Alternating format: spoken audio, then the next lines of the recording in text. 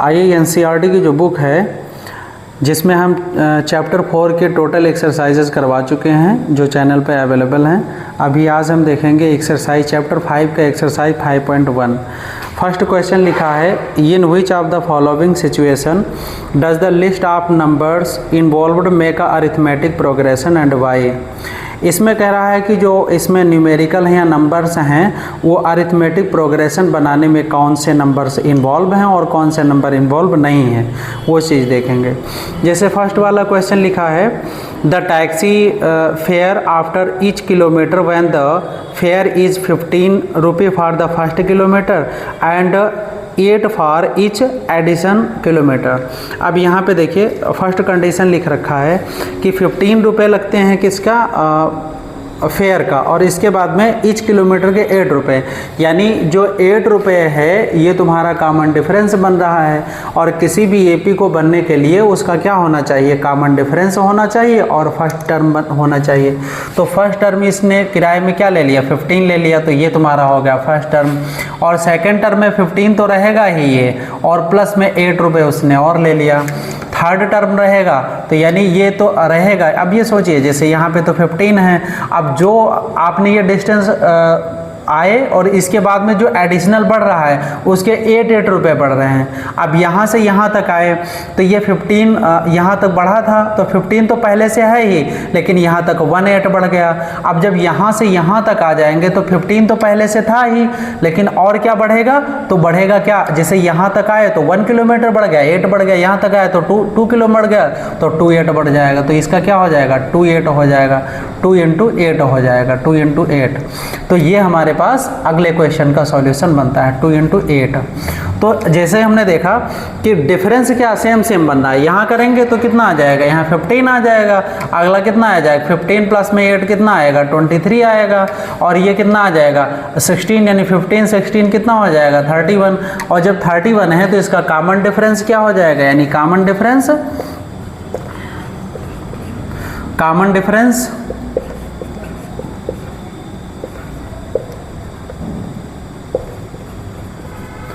Common difference D is equal to कितना है 8 है, कॉमन डिफरेंस D 8 है, और इसका ये यानी फर्स्ट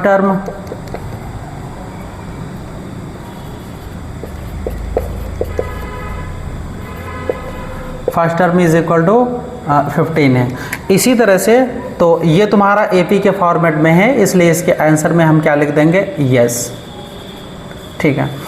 अब अगला क्वेश्चन इसी तरह से, the amount of air present in a cylinder when a vacuum pump remove 1/4। देखिए कह रहा है कि एक सिलेंडर में कुछ एयर है, मान लीजिए आपके सिलेंडर है, सेकंड क्वेश्चन है, मान लीजिए सिलेंडर में कितना 100 यूनिट एयर है।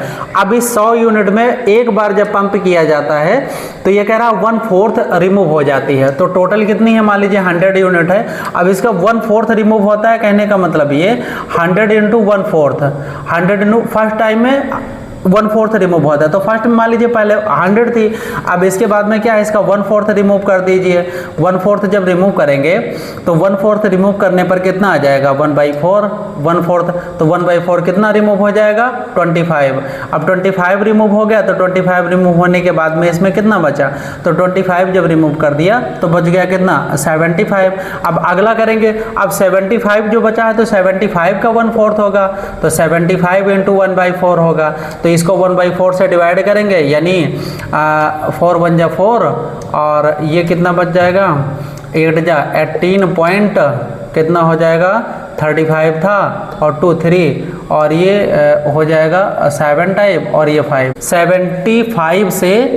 75 से माइनस करना हमें 18.75, माइनस कर लीजिए, पॉइंट में 0 0, 10 से 5 गया 5, और ये 2 बच गया, और यहाँ पे कितना बचा 14 से 8 जाएगा, क्या बचेगा 6, और यहाँ पे ये तो इतना हो जाएगा, इसमें से माइनस करेंगे, और यहाँ पे 6 से ये 5, तो ये हो जाएगा कितना 56.25।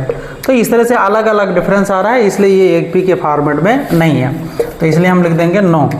अगला क्वेश्चन इसमें कह रहा है the cost of digging a well after every metre of a digging when it costs 150 for the first metre and rise by 50 rupee for each subsequent metre. कह रहा है कि देखिए थर्ड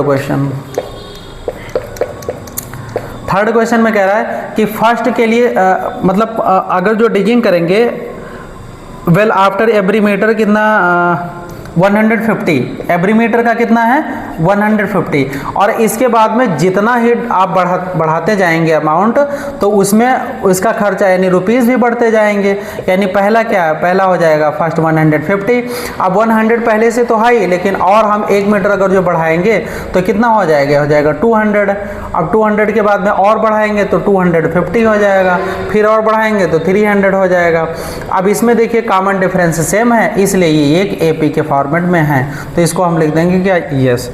अगला क्वेश्चन लिखा है the amount of money in account every year when 10,000 is deposited और compound interest 8% per annum. कह रहा है कि अगर जो एक अमाउंट डिपॉजिट किया गया और उसका 8% पर एनम लगता है क्या, वो कंपाउंड इंटरेस्ट। अब कंपाउंड इंटरेस्ट का मतलब ये है, सोच करके देखिए 10,000 पैसे हैं, मान लीजिए हम रख लेते हैं 100 रुपीज़।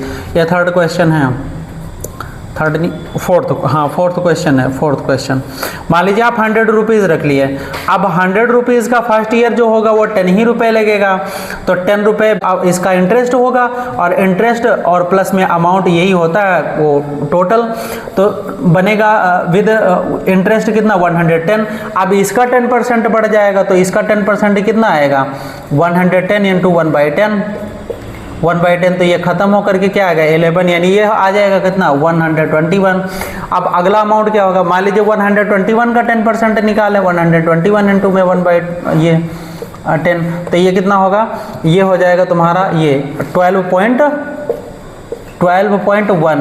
अब इसको ऐड कर दीजिए किसमें 121 में, तो पॉइंट में 0, तो ये आएगा क्या 1, और ये आ जाएगा 21 में 3, और ये पॉइंट लग जाएगा 21, और ये 3, और ये, तो ये हो जाएगा कितना, ये होगा 3133.1। अब आपने देखा कि यहाँ पर 100 था, 10 का डिफरेंस, यहाँ 11 का डिफरेंस, यहाँ पर डिफरेंस, यानी डिफरेंस बढ़ रहा है, सेम डिफरेंस है ही नहीं, तो ये एपी के फॉर्मेट में नहीं होगा, तो इसलिए हम इसको लिख देंगे नो। Thank you.